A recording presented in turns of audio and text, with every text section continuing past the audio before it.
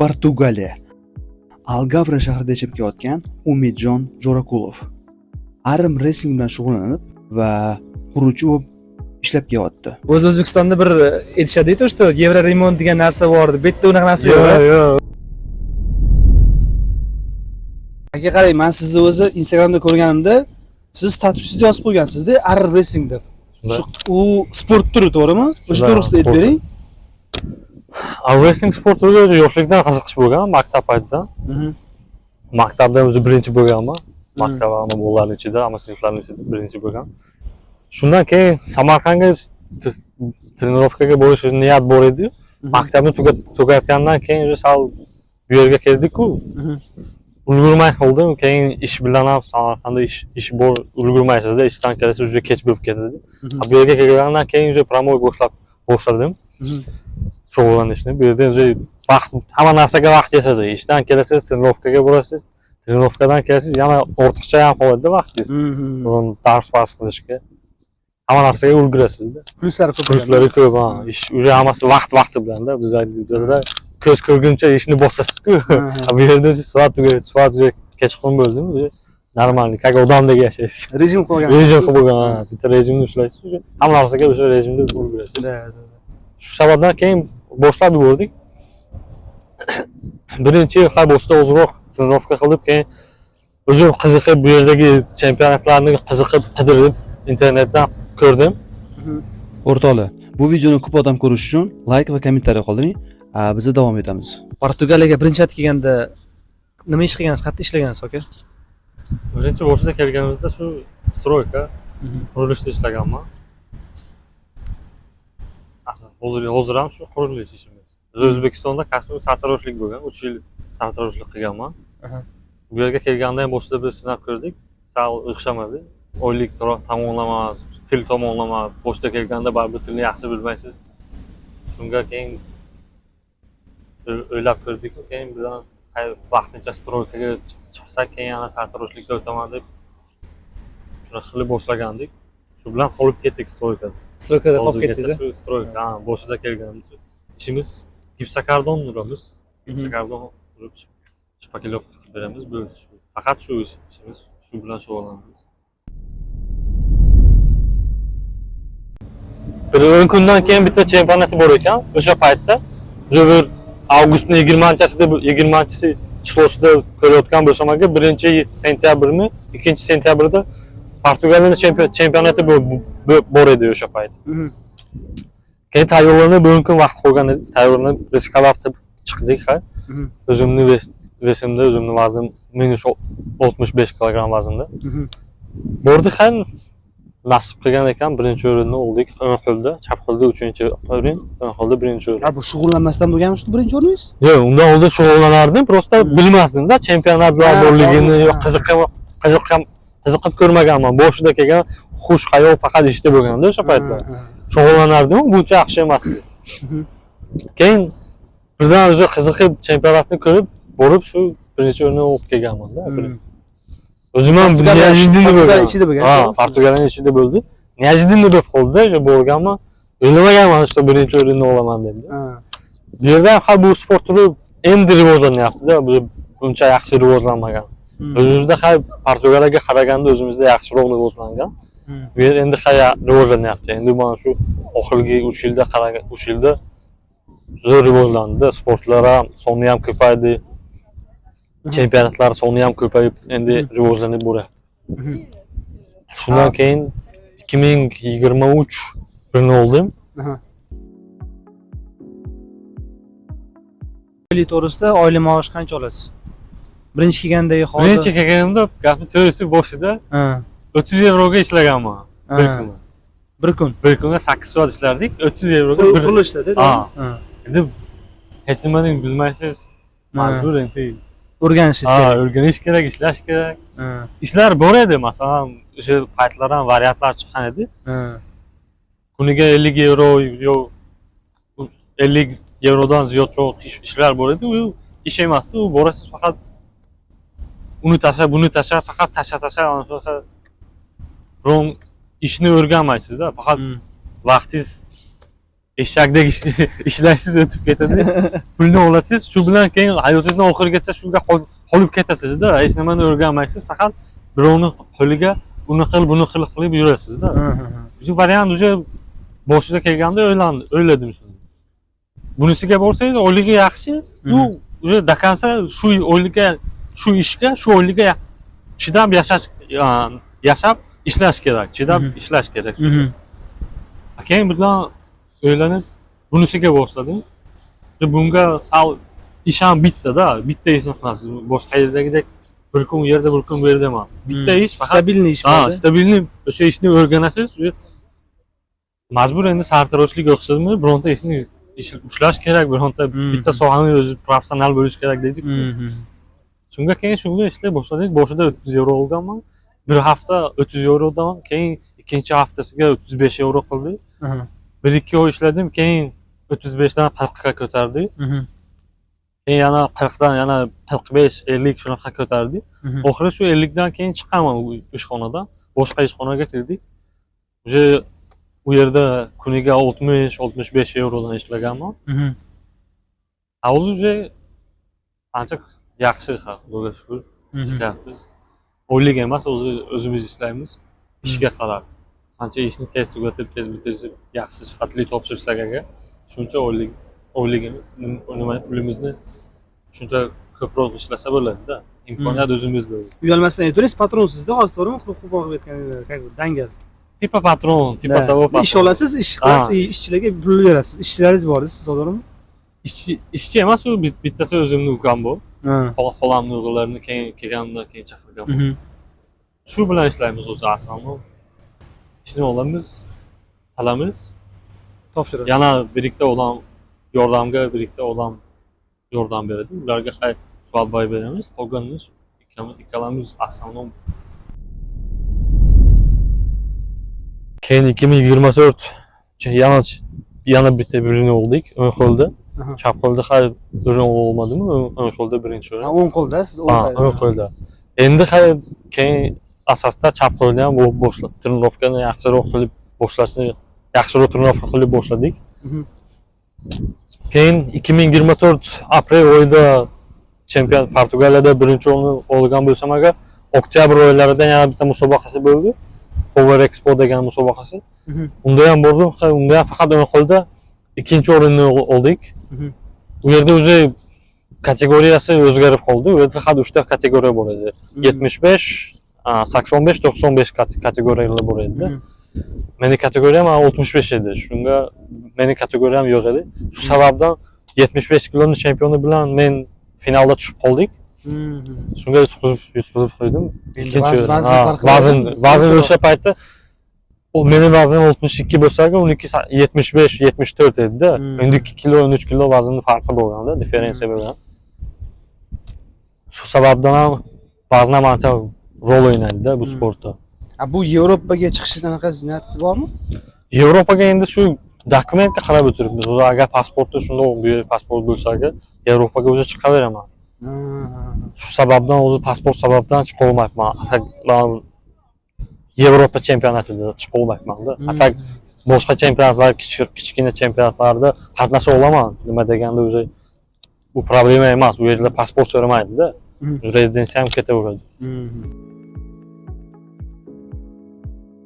Portugaliyaga kelganingizda qaysi viza bilan kelgansiz va hozir rezidensiyasiz bormi yo'qmi, shuni aytib bering bizga. Portugaliya boshiga kelganimda Schengen viza bilan kelganman. Bir oylik turistik viza. Turistik viza. Keyin bu yerga kelib dokumentlarni qilib hozir har dokumentim bor. Rezidensiyani oldim, Portugaliya rezidensiyasini oldim. O'zi shu olganingiz to'g'risida aytib bering, qiyin bo'lganmi olish sizga yo'qmi? Boshda kelganimda 1-2 oy bilmasdan, shu buncha famiga bo'lmasdan 2 oy ishlab yurganman. Shu bizlar bilan turadigan bitta akamiz bor edi, Sanjar aka degan. O'sha kishi senga yordam berdilar. Dokument borasida tushuntirib, dokumentni qildingmi deb so'rab, mendan keyin yo'llarni tushuntirib berdilar. Keyin dokument yig'ishni boshladim. Dokumentlarni yig'ib boshladim. Keyin safga kirgizdik dokumentlarni, manifestasyon qilib safga kirgizdik. 2 yil oyda dokumentni oldik. Aha. Hali bu 3 yil bo'ldi-da. Endi hozir shuni VNJni plus minuslarini aytib bera olasizmi? Pluslari juda ko'p. Hozirgi paytda shu O'zbekistonga borib kelib, ba'zi bo'lib kela olasiz. Qolgan Yevropa davlatlariga ham ba'zi kirib chiqa olasiz. Faqat ish temasiga kelsak, shu yerga ishlash mumkin, u bilan boshqa Yevropa davlatlarida ishlash hozircha mumkin emas. Ya'ni keyingilarini olsangiz agar mumkin deb eshitdim. Shu sababdan Ispaniyaga undan keyin Ispaniyaga borib keldim shu yil 2025-yil fevral oyida Ispaniyada Madrid shahrida bo'lib o'tdi. Madridning ikkinchi shu chempionatimi shunaqa bo'lib o'tdi. Internasional bo'ldi u. Shuning uchun u internasionalda o'zi boshqa davlat vakillari ham qatnashsa bo'ladi-ku, bilasizku. Nasional bo'lsa-ku faqat ispanlar qatnasha oladi, yo'q faqat Portugal bo'lsa Portugaliyada. Shunday. Bordik u yerda chap qo'lda o'zi 3-o'rin oldim. Chap qo'lda 3-o'rin, o'ng qo'lda o'xshamay qoldi. O'ng qo'l travma bo'lib qoldi. Shu travma sababdan o'zi продолжать qila olmadim-da. Davom etira olmadim. Shu sababdan o'ng qo'lda o'rin ola olmadim-da. Chap qo'lda 3-o'rinni olib qoldik. Bu yerda ham lekin vazn 75 edi. 65 vazn yo'q edi. O'zi boshqa vaznda edi. Shunga sal qiyin ham bo'ldi-da. Og'ir sal qiyin kechdi musobaqa. Nasib bo'lsa 12-iyulda Ispaniyaga yana bo'lyapti. Barselona shu yil. 2 oy qoldi menimcha. 2 oydan kamroq vaqt qoldi. 12-iyul Barselonada Barselona internasional bo'ladi yana. Shunga tayyorlanasiz. Shunga o'zi tayyorlanamiz. U yerda endi vес bor, 65 kilogramm vazn bor. Nasib shunga endi yaxshi tayyorgarlikni boshlab oldik. Yana oldinda bir oydan ortiqcharoq vaqt bor. Nasib bo'lsa agar shu yerga borib, nasib qilsin. bayroqni ko'tarib, yorug'imiz bilan qaytsamizda.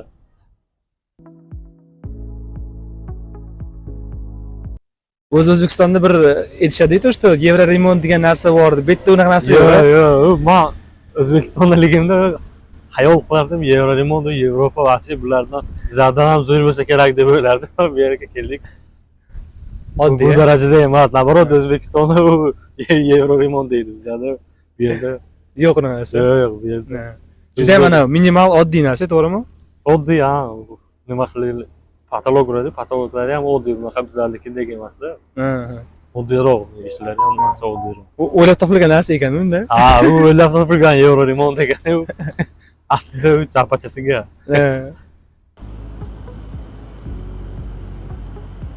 Kelajakda o'sha anaqa bo'yicha ketmoqchimisiz shunda? Pol narimesingda kelajak boshida bu sport bir hobbi bo'lib qolgan edi. Hobbidek bo'sh vaqtlarda shug'ullanardi. Keyin o'zi asosda yo'q qoldi, sport yo'qdi. Boshqa sportlarga qaraganda. Hozirda endi shu nasib, niyat shu endi jahonga chiqish. Nasib bo'lsa kelasi yil O'zbekistonga boraman. O'zbekiston chempionati vaqtida boramiz endi. Samarqanddan, nimadan, tumandan nasib bo'lsa bitta chiqib respublikadan keyin agar o'xshab qolsa agar shu o'zimizni vaznda keyin Osiyo jahon chempionatiga chiqish nasib niyat bor. Portugaliyaga qaraganda O'zbekistonda anaqa kuchliroq ekanda shunda, to'g'rimi Rahmatulloh? O'zbekistonimizda endi sportchilar ko'p rivojlangan, yaxshi baquvvat sportchilar ham bor. Bu yerda ham bor. Endi konkurensiya kuchli ekan. Konkurensiya kuchli, ha. O'zbekistonda konkurensiya sal kuchli. Keyin bu yerdan chiqa olmayman-da, o'z nimaga aytdim-ku, sizga pasport muammo bo'lyapti, shu sababdan bu yerga endi Yevropa chempionati yoki jahon chempionatiga chiqa olmayman. Shu sababdan endi O'zbekistonga borib kelsak nasib bo'lsa agar O'zbekistondan chiqamizda endi. Xudo xolasa. Agar bu yerdan o'xshab qolsa nasib, bu yerdan, agar bu yerdan o'xshamasa O'zbekistondan. Ko'plar savol berdi, masalan, trenirovka ishdan kelaman, ishdan o'zi charchab kelasiz, yana trenirovkaga ketasiz. Odamlar savol beradi-da, senga shu nima zarur emasmi, biron foyda bormi? Medal olasan, u medalning haqiqatan tillami, haqiqiy tillami yo'q, просто rangi tillami deydi-da. Men deyman, foyda endi bundan foyda bo'lmasa kerak. Har bitta insonni shu bo'sh vaqtida Sog'liqqa foydasi sog'liq keyin ishdan kelasiz, unga bekor o'tirmaysiz-ku. Telefonni o'tirib, telefon rivojlanasizda. ha, o'zingiz ustida ishlaysiz. Ishdan keyin sport bilan shug'ullansangiz ham salomatlikka ham nimaga foyda. Keyin mana shu chet davlatlarda musobaqalarda qatnashib o'zimizni bayrog'imizni ko'taryapmiz. Kayf qiladigan joy shu yerda. Musobaqaga chiqasangiz, o'rin olasiz, bayroqni shundoq ko'tarasiz-ku, charchoqlar hammasi o'zi shundoq chiqib ketadi-da, hammasi barobar bo'lib qoladi keyin shunda. Nimaga aynan Portugaliyaga kelgansiz? O'zi gapi to'g'risini aytsam aka, bu yerdan kelishdan oldin otamning oldiga bormoqchi edim. Otam ham Rossiyada, Moskvada ishlardilar. Otam hozir ham shu yerda ishlaydilar, Moskvada. 20 yildan ziyod vaqtdan beri shu Moskvada ishlaydilar, to'g'rilik qiladilar. Onam ham o'sha yerda edilar. Keyin 2022 yil karantin boshlandi. Shundan oldin men o'zi bormoqchi edim. Ammo narsasi kelishilgan edi. Sartaroshlik sohasida o'sha yerga borib endi ishni boshlamoqchi edim. Vaziyat sal og'irlashdi. Shu sabab o'sha kutib turmaslik kerak endi. Biron maqsad bilan biron yerga bormoqchi edim-da. Keyin bu yoqqa keldingiz shunda? Keyin ko'p o'ylandim Yevropa davlatlariga. Qaysi biriga borishni o'yladim. Keyin variant Polsha bilan Portugaliya edi. Dokument borasida kelsangiz endi boshqa davlatlarga qaraganda bu yer dokumentlarni legalni yurasiz. Shu sababdan keyin bu yerga keldim. Polshani ko'rdim. Polshada ham o'zi tanishlar chiqmadi. Bu yerda tanishlar bor edi. Amakimning o'g'li shu yerda mendan oldin kelganlar o'g'lim. Keyin shu kishi bilan gaplashib kelishib oldik. Shu yordam berdilar kelishga. Nashot kvartira nimasida ish bo'yasida shularga yordam berdilar. Shundan keyin Portugaliyani tanlab Portugaliyaga keldik. Maqsad shu aka, shu endi O'zbekistonda tug'ildik, shu yerda yashadik, 18 yil maktabda o'qidik, yurtimiz tinch yurtimizda mana shu maktab bizlarda bepul o'qib shuncha ulg'aydik. Endi shu rahmat sifatida hech bo'lmasa rahmat aytish kerak-ku, biron foyda keltirish kerak-ku davlatimizga. Portugaliyaga keldi deganda все уже O'zbekiston bilan boshqa nima yo'q. Qana men sendan qarzdor emasman, sen mendan degan gap yo'q-ku. Любое время vatanni oldida nimamiz endi? Qarzdormiz. Qarzdormiz.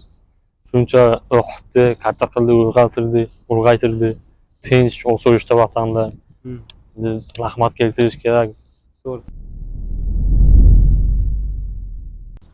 Odamlar boshqa davlatlardan ham keladi, Portugaliyani yaxshi, ishi yaxshi, o'ligi yaxshi deb o'ylab keladi.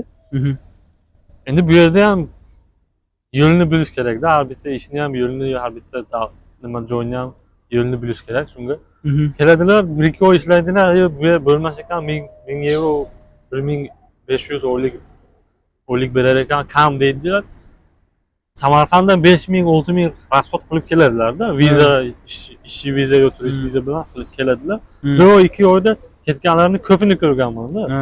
Juda ko'p odamlar shuncha rasxod qilib keladi, chidolmaydi-da, ishlaydi, o'zi sal ish nima qila olmaydi, o'zini o'rnini topa olmaydi, yo'q, chidolmaydi.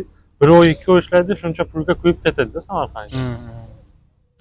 Shunga ishlash kerak, sal birikta yo'llarni topib ishlash kerak. Avvalo bitta narsada shu odam hayotda bitta ishni o'zini bitta professiyani yaxshi ushlash kerak-da. O'sha bitta ishni ustasi bo'lsangiz agar, shunga o'sha hayotingizda qoqilmasdan o'sha ishlab ketaverasiz. Ozgina bundan qiladi, keladi bolalar, nima qilasan? Biron narsani qila olasanmi? Yo'q, telefon qiladi, "Jo'raman, ketyapman. Yevropaga ketyapman, Yamanga yordam bera olasanmi?" Ish borasida, yotoq borasida. Men deyman, "Ha, yotoq borasida yordam beraman. Ish borasida ham agar bitta ishni sen professional darajada qila olsang, men yordam beraman." Shunaqa joylari ham bo'lgan, keladi, aytadi, "Jo'rajon, men shu ishlarni qila olaman. Bitta yordam qilish kerak, sal yordam qilib bor" deydi.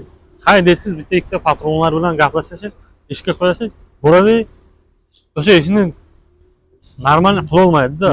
Qila olaman degan ishni qila olmaydi. O'rtada sizni nima qilib qo'yadi-da? Yuzni past qilib qo'yadi, yuzni yerga qaratib qo'yadi-da. Shunga aytaman, bolalarga kelmoqchi bo'lgan yo вообще O'zbekistondan boshqa yerga bormoqchi bo'lgan ish borasidami yo вообще yashash borasidami ketyapsizlarmi? Bitta o'zingizni любой farq qilmaydi u qaysi sistema, qaysi ish. O'sha ishni ustasi bo'lsa, hayotda qo'rqolmaydi. Yo'q, hech qayerda qo'rqolmaydi. Eng til, yana bitta til bilan o'zini ishida usta bo'lish kerak. Ozgina sabr qilib chidasa, Ozgina sabr qilib, ozgina sabr qilish ham kerak, keyin tilni ham baribir bilish kerak-da. To'g'ri. Boshda kelganimda men ingliz tili bilan rus tilini sal bilardim endi. Hozir portugalchani yaxshiroq bilaman-da ingliz tilidan. Ingliz tilini o'zi ishlatmaysiz, esdan chiqib ketgan ancha so'zlari. Sal esda qolgan, atak o'zi to'liq portugal tilida ishlatamiz, portugal tilida gaplashamiz. İngilizce esdan chiqib ketgan. O'zi Portugalda qanaqa ekan? Shuni aytib bering.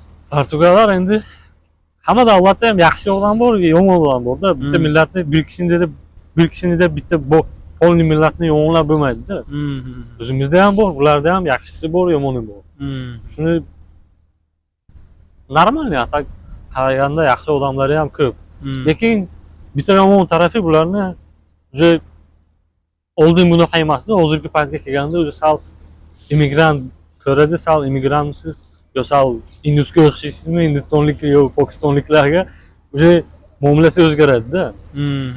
Вообще boshqa muomalada bo'ladi. Mana shu biron davlat ishiga borsangiz agar biron yerga masalan ishingiz tushib qolsa agar finansiga yo boshqa yerlarga Sigorna sotsialga borsangiz agar shu tomonlarga o'zi sal boshqacha muomalada bo'lishadi. Bu ko'radi siz immigrant boshqa muomala qiladi. Boshqacharoq sal muomala qiladi. Atak hayotiy nimada? Masalan, hayotda do'stlarim bor, o'zi Portugal do'stlarim bor. Yo o'zimni trenerim masalan sport zalda bir 6-7 oy trenerlik qilgan. O'sha odam ham Portugal. Yaxshi insonlar ham juda ko'p-da. Yaxshi odamlar ham bor. Yordam qiladi, qo'shnilar ham bor edi. Yaxshi insonlar ham bor. To'g'ri aytasiz. Bu yerdan bayroqni ko'taramiz, bittasi taniydi, tanimaydiganlari so'raydi-da, bu qayerdansan, bu qayerning bayrog'i deydi. Shunda O'zbekistondanman, shu O'zbekiston bayrog'i deysiz-ku. Tanitar ekansiz. Keyin deydi. Qozog'istondan keyinmi, Rossiyaning oldidami deydi. Deysiz. Keyin o'zi taniydi-da. Tanitadi. Shu Power Expo'da ham o'tgan yil bo'lib o'tgan musobaqada ham chiqdik.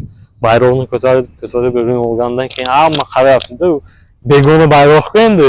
Portugaliyaga chiqib, Portugallar ichida o'rin olib, birinchi, ikkinchi o'rinni olib endi bayroqni ko'taryapti. Hammasi hayron bo'ldi. Bitta keldi dedi. O'rinni olib bayroqni ko'taryapti deb Portugallarga alam qiladi-da ba'zi paytlarda. Birinchi kelgan taassurotingizni aytib bering. Qanaqa bo'lgan sizlar? Yevropaga birinchi marta chiqib qolsiz, to'g'rimi? Shunday, birinchi marta. Maktabni tugatdik. Biz shu yerga chiqib keldik-da. Ona 3 yil bo'ldi, uyga borganimiz yo'q, nasib endi kelsak, rejalashtiryapmiz. Taassurot aytib bering, qanaqa bo'lgan birinchi kelganda? Yevropaga boraman deb kelgan edik. Bu yerga keldik. Pramo o'zi Algarve zonasiga bordik, shu tomonlarga. Bu yerlar ham yaxshi, u tomon sal chetroqda turistik zona bizlar tomon. Ko'p odam buncha ko'p emas. Faqat turistlar yashaydi. Atak faqat okean bor, plyaj, okean shu. Tabiat yaxshi, havosi issiqda. Chemli Sabon va Portun bu taraflarga qaraganda issiqroq, odam ham kamroqda. Bu yer gavjumroq-ku. Bizlar tomon buncha gavjum emas. Faqat turist bor, o'zini aholisi yashaydi. Endi shu o'rganib ketdik shu tomonlarga. O'zbekistonga qaytib borish niyatingiz bormi? O'zbekistonda shunday oldi, Qarashagaga qaytish niyat bor-ku. Faqat nimagada 1 oy, 2 oy kelishga. Atak polniga unchalik o'ylab ko'rdim. Shu yer qulayroq.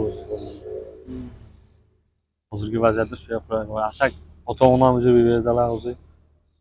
Harakat qilamiz, agar boramiz deysak, ularni ham keyin olib kelaman. Kelasi yil salish. Agar yo'q desalarga majbur O'zbekistonga borib kelish kerak, yo'q yerga bo'lish kerak.